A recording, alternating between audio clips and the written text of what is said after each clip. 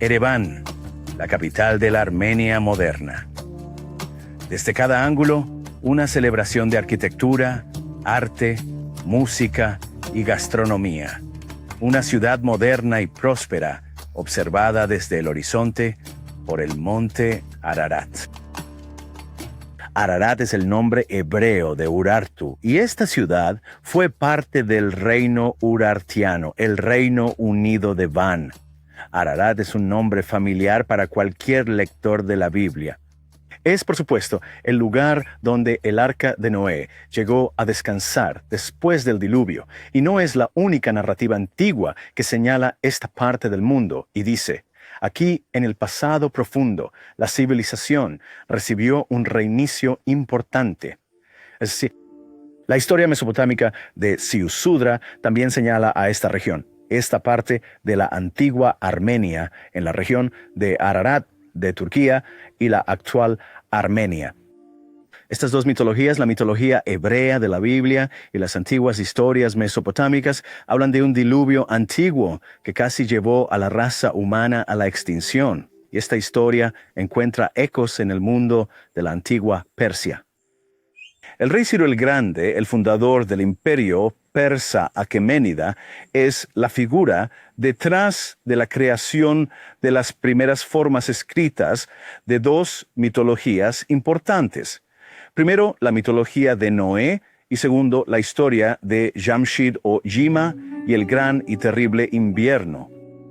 El rey Ciro de Persia, el fundador del imperio aqueménida en el siglo VI a.C., encargó la redacción de la historia de Noé y la antigua historia persa de Jamshid Jima. En la antigua historia persa, Jima es advertido por la deidad suprema, Ahura Mazda, para proteger a su pueblo de un gran y terrible invierno que está por venir, y reunir lo mejor de la flora y fauna de la región y llevar, junto con su gente, en asentamientos subterráneos. Y esas historias también señalan esta parte del mundo como el lugar donde ocurrió ese gran y terrible invierno. Hoy hablamos sobre el periodo frío del Younger Dryas, que duró desde hace 12.800 años hasta hace 11.600 años. Es la edad de hielo más reciente. ¿Podría ser este el gran y terrible invierno en las historias de Jamshid y Jima? ¿Podría ser el cataclismo del cual la humanidad tuvo que recuperarse, recordado tanto en esas historias como en las historias de Ziusudra y en la historia bíblica de Noé? Otras narrativas antiguas también apuntan aquí como un lugar del amanecer de la civilización. El historiador armenio Moisés Koranadze identificó esta como la región desde la cual la humanidad fue repoblada por Haik, un descendiente de Japat, el hijo del bíblico Noé. Historiadores griegos y romanos antiguos señalan esta parte del mundo como el lugar donde la humanidad comenzó a trabajar con el hierro, y hallazgos arqueológicos han confirmado que esta es la región donde comenzó la edad de hierro, un gran avance tecnológico para la humanidad.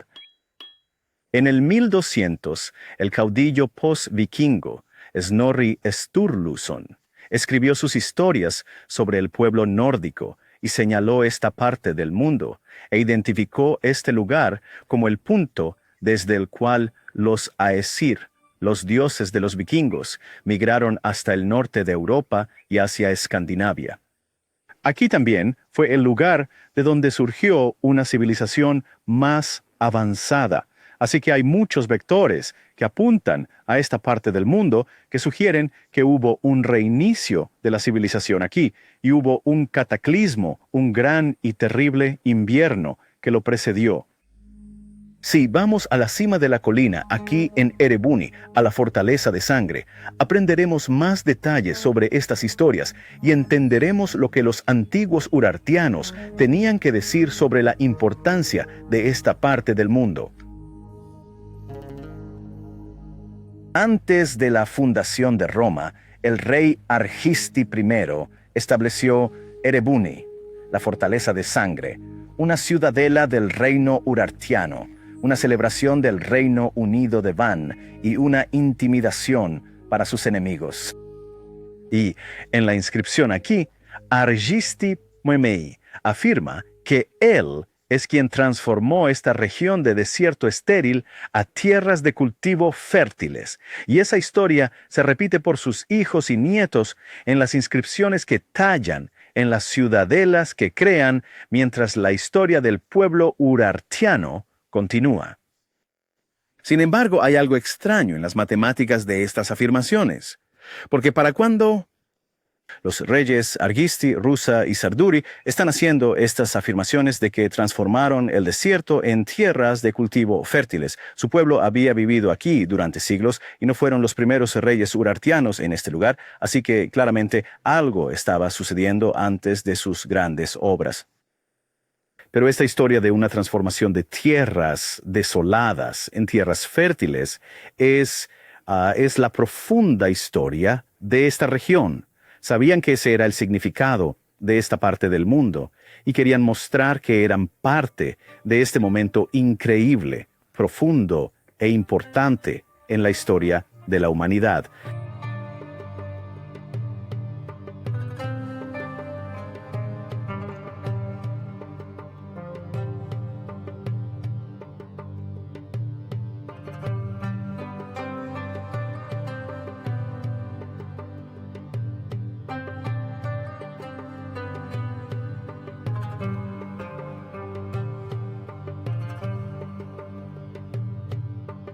Mientras exploramos la fortaleza de Erebuni, encontramos obras de arte que han sobrevivido 3000 años a la intemperie para mostrarnos una versión pictórica de esta gran historia.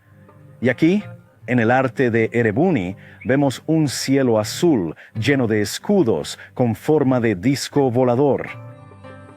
Vemos Sigurat. Vemos árboles de la vida. Y misteriosos seres semejantes a humanos, los Tingir alados, los dioses del pueblo urartiano. Ahora cuando uso la palabra dioses, debo aclarar, estos son seres avanzados que vinieron y asistieron a los ancestros de los urartianos en este momento crítico, cuando la supervivencia humana estaba en juego tras el gran y terrible invierno del período frío del Dryas reciente. Pero, ¿quiénes eran los Tingir? ¿De dónde vinieron? ¿Y cómo ayudaron? ¿Qué hicieron exactamente para reiniciar un ecosistema devastado? A medida que observamos de cerca a los Tingir alados, podemos ver que están realizando un trabajo de motricidad fina asociado con estas plantas especiales, estos árboles de la vida, que no parecen prosperar en la naturaleza. Parece que casi están creciendo en condiciones de laboratorio clínico. Imágenes muy similares se pueden encontrar en otros lugares del reino de Van. En la obra de arte del santuario, en Eyanus. Y más al sur en el mundo de la antigua Asiria. Aquí, en lo que hoy es Irán, estaba el palacio de Asurnasirpal-Ezeindo, y en el arte exquisito creado para su palacio vemos representaciones muy detalladas de las mismas imágenes que encontramos en Erebuni. Aquí encontramos Tingir alados, a quienes los asiriólogos a menudo llaman genios. Pero, ¿cuál es la magia que están realizando? Claramente son seres avanzados. Las alas en sus espaldas sugieren que tienen tecnología aeronáutica. Y aquí nuevamente hay un disco volador en el cielo, solo que esta vez el disco tiene alas para mostrar que está volando y hay una persona dentro de él. Nuevamente, los Tingir están atendiendo plantas y el equipo que tienen con ellos es el misterioso bolso de los dioses y la piña. Conocemos los nombres de estos artefactos. Este es un Bandudu o Dalu. Y este es un Mulilu. Y aunque estos objetos llegaron en tiempos posteriores a utilizarse de manera simbólica y ritual, en rituales de purificación, podemos ver para qué los utilizaban los Tingir. En el Dalu hay líquido. Y aquí está el aplicador. Y están aplicando lo que sea que esté en ese líquido a las plantas para polinizarlas manualmente. Así es como los Tingir reiniciaron una ecosfera devastada. El hecho de que la polinización manual fuera necesaria en absoluto nos dice algo muy significativo. Nos dice que faltaba algo en la ecosfera que requería una intervención artificial. Nos indica que algo había ido catastróficamente mal con el equilibrio del ecosistema. Por eso ahora se requiere la polinización manual. Y para ilustrar eso, déjenme contarles la historia de Edmund Albius. En 1841, en la isla de Reunión, que era una colonia francesa, un dueño de plantación llamado Bellier-Beaumont estaba inspeccionando sus viñas, y entre ellas tenía vides de vainilla. Ahora, la vainilla era la exportación de México, y era muy apreciada y valorada en Europa como saborizante y afrodisíaco. La gente pagaría mucho dinero por un poco de vainilla. Y así, claramente, los pastores y propietarios de plantaciones estaban interesados en cultivarla a gran escala para poder ganar mucho dinero.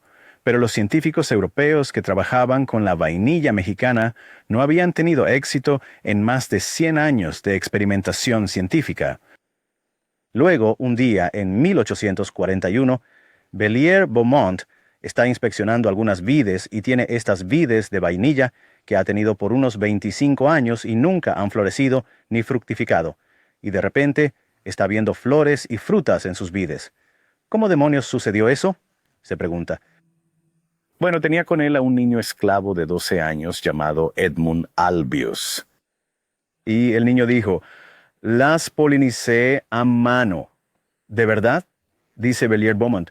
Y realmente no lo cree porque los científicos europeos han estado trabajando en esto durante más de 100 años con todos los beneficios de europeos, horticultura y ciencia agrícola. ¿Podría un niño esclavo africano de 12 años realmente haber encontrado lo que todos esos científicos no lograron hacer? Un par de días después encuentra otra enredadera de vainilla que ahora está floreciendo y dando fruto. ¿Cómo es posible que esto esté sucediendo? Nuevamente, Edmund Albius dice: esa es una de las mías. La polinicé a mano. Muéstrame, dice Bellier-Beaumont. Y entonces, Edmund Albius muestra esta pequeña técnica que ha desarrollado, que significa que puede polinizar a mano estas plantas bastante rápido. Esto fue como encender la mecha para la explosión de la industria de la vainilla en Reunión. Y en cuestión de días, Bellier-Beaumont está organizando talleres donde Edmund Albius está mostrando esta técnica de polinización manual. La razón por la que no habían podido cultivar vainilla mexicana en Europa es que las abejas europeas no sabían cómo polinizarlas. Esto era algo que solo las abejas mexicanas sabían hacer. Por eso, los seres humanos tuvieron que intervenir con un enfoque artificial y polinizar la planta a mano. Y una vez que lo hicieron, la industria de la vainilla despegó y Reunión pronto se convirtió en el principal exportador mundial de vainilla, eclipsando las cosechas de México. Ahora, esto es solo una ilustración de lo que sucede cuando falta algo en el entorno. Si no tienes el tipo adecuado de abeja, de repente tus plantas no están fructificando y has perdido una cosecha. Ahora las implicaciones de este tipo de problema fueron exploradas en la década de 1960 por Rachel Carson cuando publicó su libro Primavera Silenciosa. Rachel Carson estaba llamando la atención sobre el hecho de que la industria petroquímica había encontrado un nuevo mercado para el DDT, una sustancia increíblemente tóxica que se había utilizado en la guerra química. El nuevo mercado era la agricultura. Podía usarse como insecticida y era tan potente que si lo rociabas sobre tu campo, podías garantizar la extinción de toda vida insectil. No más insectos molestos, no más aves molestas alimentándose de los insectos molestos, no más zorros molestos alimentándose de las aves. De hecho, ya no hay un ecosistema molesto. Y Rachel Carson podía ver que un suministro de alimentos envenenado llevaría a seres humanos envenenados, que si estábamos comiendo plantas que habían sido tratadas de esta manera, y comiendo animales que luego habían comido esas plantas, comenzaríamos a envenenarnos. y nuevas formas de enfermedad surgirían, nuevos niveles de obesidad aparecerían mientras nuestros cuerpos intentan combatir las toxinas y un mundo sin polinización natural es un mundo al borde de un evento de extinción. Esta fue la advertencia profética que Rachel Carson emitió al mundo en Primavera Silenciosa, y realmente fue su trabajo lo que atrajo la atención de nuestro gobierno sobre la necesidad de proteger la ecosfera para proteger la sostenibilidad humana. En las historias de los antiguos urartianos, se nos dice que esta primavera silenciosa ha ocurrido antes. Ocurrió tras el gran y terrible invierno. De repente, la ecosfera había cambiado de maneras que ponían en duda la sostenibilidad humana, y la vida de insectos que anteriormente habría permitido que los cultivos florecieran y se multiplicaran y te dieran cosecha año tras año. Esa vida de insectos había desaparecido. Y fue entonces cuando el Tingir alado llegó y comenzó a mostrar a los antepasados de los urartianos cómo polinizar plantas manualmente para crear nuevas variedades que pudieran ser cultivadas como cultivos y cultivadas con suficiente fiabilidad y densidad como para sostener ciudades completamente nuevas. Tristemente, la historia de Edmund Albius termina de manera infeliz. Nunca fue reconocido por el trabajo que había hecho y, de hecho, fue falsamente acusado de un crimen violento y fue encarcelado. Su antiguo jefe, Bellier Beaumont, pudo demostrar que esto fue un error judicial y lo sacó de prisión y hizo campaña ante el gobierno diciendo: no tendríamos economía sin Edmund Albius. Este hombre debería tener una pensión del Estado. Deberíamos estar nombrando calles y museos en honor a Edmund Albius, no deshonrándolo de esta manera, pero al gobierno no le interesaba. Creo que interfería con la metanarrativa de la supremacía francesa y así Edmund Albius murió a la edad de 53 años en la pobreza.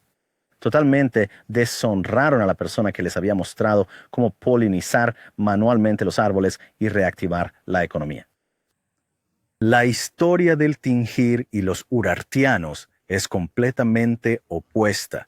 Los urartianos nunca olvidaron la lección de horticultura que les dio el misterioso Tingir. Existen grabados por todo el Bajo y Alto Mesopotamia que recuerdan al Tingir encendiendo la mecha azul y realizando la polinización manual que permitió que la tierra estéril se convirtiera en terreno fértil, y esa es la historia celebrada aquí en las pinturas de Eribuni.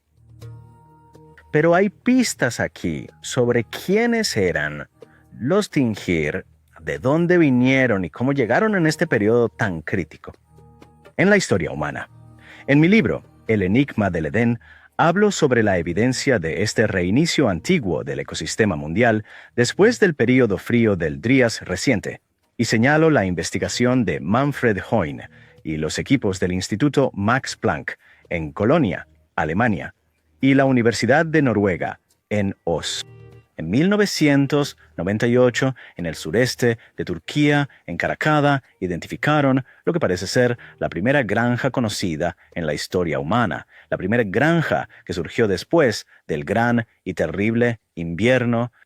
Y en ese lugar, una familia descubrió cómo convertir plantas que crecían naturalmente en cultivos, y lo hicieron 11 veces para crear una dieta bastante saludable sobre la cual podían vivir, junto con las habilidades de ganadería que les proporcionaban ganado.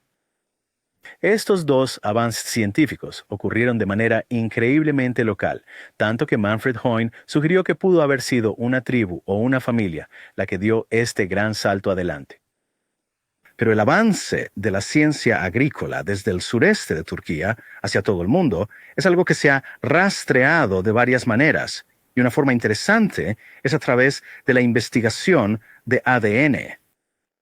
En 2006, en Ballycastle, en el condado de Antrim, Irlanda del Norte, el Bar McQuaig estaba siendo renovado, y al cavar el suelo encontraron los restos de un cuerpo humano.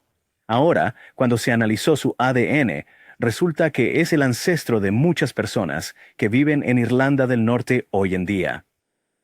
pero fueron sus antepasados los que proporcionaron el remate de la historia, porque sus ancestros vinieron de Anatolia, de las tierras de la antigua Armenia, en la región de Ararat.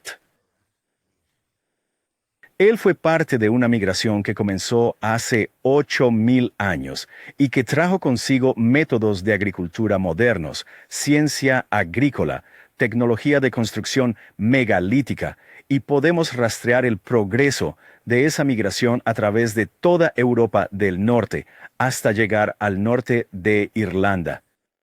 Es el mismo camino de migración identificado por Snorri Sturluson al escribir en el año 1200 cuando habla de los Aesir, estos seres avanzados que se trasladaron al norte de Europa y Escandinavia, conquistando esas tierras y convirtiéndose en los dioses de la leyenda vikinga. Los Aesir eran vecinos y rivales de un grupo de personas llamado los Vanir, también personas avanzadas. Eran iguales en términos de tecnología y poder. Los Aesir vinieron de Asalan, lo que llamaríamos la antigua Armenia, y los Vanir, argumentaría yo, vinieron de la región de Van en la actual Turquía, Van del Reino Unido, de Van del pueblo urartiano. Entonces, ¿de dónde vinieron estas personas avanzadas y los avanzados Tengir? Hay pistas en los símbolos que han sido engrabados antiguos. Aquí en Turquía vemos la cruz del sol y la cruz de la estrella repitiéndose en sitios sagrados. Este símbolo reaparece en Suecia de la Edad del Bronce, y según Snorri Sturluson, no deberíamos sorprendernos de encontrar esa conexión. Él argumentó que la similitud de las lenguas escandinavas con el idioma de la antigua Armenia era una prueba en el mundo real de esta migración, y no solo llevaron su idioma con ellos, sino también sus símbolos. Y así, en la Edad de Bronce, en Suecia, vemos la cruz solar indicando naves en el cielo, naves lo suficientemente grandes para llevar a 1 o 2 personas, naves que aterrizarían en los campos y la gente se reuniría a su alrededor con asombro y admiración para comprender qué era lo que estaban viendo. Estos mismos símbolos se pueden encontrar en el santuario de Ayanas, en la actual Turquía. Y como vimos antes, los discos voladores aparecen en otros lugares también. En el palacio de Asurnasirpal II encontramos el disco volador con la persona dentro de él. Tiene alas para mostrarnos que puede volar, y así hay un indicio de tecnología antigua aquí, y el símbolo del Sigurat, que reaparece en el arte en Erebuni, en Asiria y en Ayanas. También hace referencia a una comprensión antigua del viaje entre dimensiones. Así que tal vez estos discos voladores vinieron de muy lejos. Tal vez ese cielo azul lleno de escudos con forma de disco volador no era solo una demostración de poder militar representada por escudos. Quizás se estaba describiendo el cielo que vieron los ancestros, lleno de discos voladores. Los escudos voladores en forma de disco también figuran en otras historias antiguas. El historiador romano Livio habla sobre escudos voladores con forma de disco que intervienen en el contexto de las campañas militares romanas. Y en la historia de Carlomagno, en la batalla de Sigisburgo, se describen 2 discos voladores interviniendo en esa campaña. Discos voladores, escudos voladores, estamos viendo lo mismo, y cuando consideras el perfil de un escudo circular urartiano, lo pones de lado. Es un perfil muy familiar para el ojo moderno. No diríamos escudos voladores, diríamos platillos voladores. En la Edad de Bronce, en Suecia, tenemos símbolos para indicar a personas que han venido de los discos voladores. Y así vemos grabados donde el disco volador realmente toma el lugar del torso de la persona. Es una abreviatura artística para decir una persona de las estrellas, una persona del disco volador, de la misma manera que una persona con alas es una abreviatura para una persona con tecnología aeronáutica. En Turquía, Armenia y Asiria no vemos personas cuyos cuerpos han sido reemplazados por discos voladores, pero sí vemos figuras aladas de estaño que llevan cosas que parecen relojes de pulsera y hay un disco volador representado en eso. ¿Podría ser eso otro atajo para decir una persona voladora de uno de esos discos voladores? Sí, solo. Eso podría sonar muy especulativo, excepto que estas ideas existen dentro del marco de otra historia. Y los reyes del reino urartiano se jactaban no solo de crear asombrosas ciudadelas con muros de 9 metros para intimidar a los enemigos, no solo de convertir el desierto en tierras agrícolas fértiles, sino que también se enorgullecían de haber creado puertas para Haldi. Haldi era el supremo Tingir, el líder del Tingir, y estas puertas talladas en caras de roca sólida pertenecían a una historia que decía que el Tingir llegaría a través de puertas brillantes y se irían a través de puertas brillantes. Maherkapi significa una puerta de luz o un portal brillante. ¿Qué sugiere eso? Ahora, cuando escucho esas historias junto a la historia antigua nórdica, creo que encontramos una pista. En los escritos de Snorri Sturluson, oímos la historia del rey Sverngir, y en su propiedad un día encuentra una roca gigante que nunca había estado allí antes, una roca gigante y suave del tamaño de una casa, dice. Pero tiene una puerta y cuando la puerta se abre hay una luz brillante detrás de ella. Si me imagino eso, lo que veo es una puerta abriéndose y revelando una fuente de luz intensa. En un mundo antes de la tecnología de la iluminación artificial, encontrar una nave con luz artificial dentro habría sido impresionante.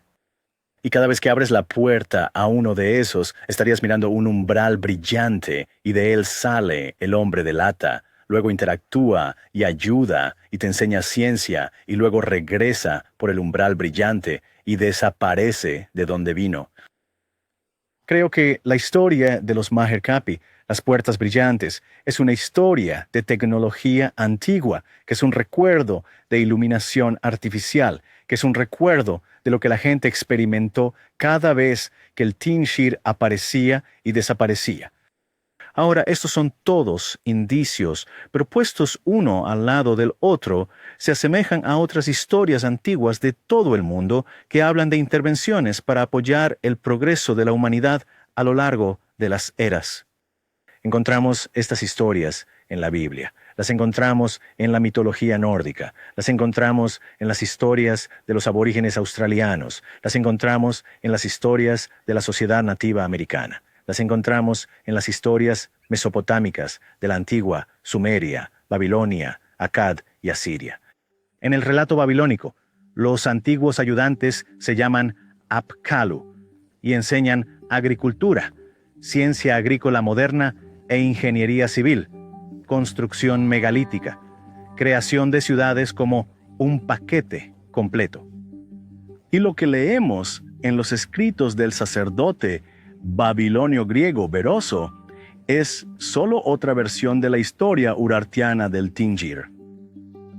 En estos grabados no los tenemos mostrándonos cómo construir canales. No los tenemos mostrándonos cómo construir ciudades o crear sistemas legales o monetarios. Todo eso está en el relato babilónico. Pero lo que sí tenemos es la chispa inicial, porque antes de poder sustentar ciudades, necesitas la agricultura. Antes de poder tener agricultura, necesitas variedades de plantas que puedan prosperar en tu entorno. Y para que eso ocurra, tenemos a la Tingir alada con el mulilú y el dalu o bandudu, polinizando manualmente los árboles que van a reiniciar el ecosistema para una humanidad nueva y próspera. En la historia de la creación mesopotámica del Enuma Elish, escuchamos sobre Esharu, quien vino y enseñó estas cosas. En las historias hebreas, escuchamos sobre Asherah, que vino y enseñó estas cosas. En el relato Zulú, tenemos a Umbab Muana Warisa, que vino y enseñó a sus ancestros estas mismas cosas. Estas historias resuenan en todo el mundo. Lo que encuentro tan interesante es que lo tenemos en forma pictórica aquí en el reino urartiano, mostrándonos cómo era el Tin-Ger, cómo llegaron aquí y qué hicieron cuando asistieron a nuestros ancestros en el pasado profundo. Explica por qué los urartianos en sus inscripciones siempre conmemoraban al Tin-Ger junto con sus reyes, recordaban este período en el que el Tin-Ger vivía entre ellos como una edad de oro y esperaban con ansias un momento en que el Tin-Ger regresara a través de sus brillantes portales y viviera entre ellos nuevamente. Y vemos indicios de esto en la forma en que construyeron sus templos. Aquí en Erebuni había un templo Sushi construido en forma de zigurat. En Eanes también había un templo de Sushi construido en forma de zigurat, y ese, en el interior, en el santuario, estaba orientado de oeste a este, para que por la tarde el sol de la tarde ilumine ese santuario y haga que todos los revestimientos de alabastro de las paredes y el altar mayor brillen con luz. Los grabados allí estaban realzados con hojas de oro y habría sido un fenómeno absoluto de luz en un mundo antes de la iluminación artificial. Y me pregunto si estaban tratando de crear las condiciones que atraerían al Tin-Ger o que les permitirían conectarse con el Tin-Ger. Así que crear fenómenos de luz era algo importante para ellos. Hay una pista en la simbología de un cáliz que se utiliza, una sustancia especial que beben los sacerdotes y reyes para ayudarles a tener experiencias de contacto con los Tin-Ger. Y esto, por supuesto, hace eco de otros protocolos en el mundo antiguo. Lo encontramos en la ceremonia Kucheion de la antigua Grecia. Lo encontramos en varios protocolos del antiguo Egipto y antigua Persia.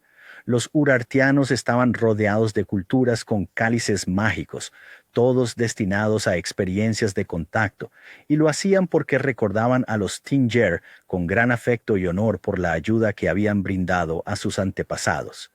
Fueron los verdaderos pioneros de la revolución agrícola que creó la civilización tal como la conocemos. ¿Pero de dónde vinieron? Vinieron a través de puertas brillantes. Vinieron de manera interdimensional, a través de algún tipo de tecnología de zigurat. Vinieron en discos voladores. ¿Pero de dónde?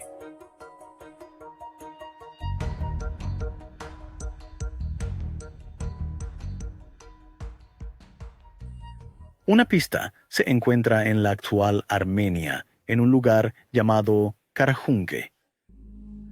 Aquí hay una instalación megalítica antigua, un sitio megalítico de 8.000 años de antigüedad.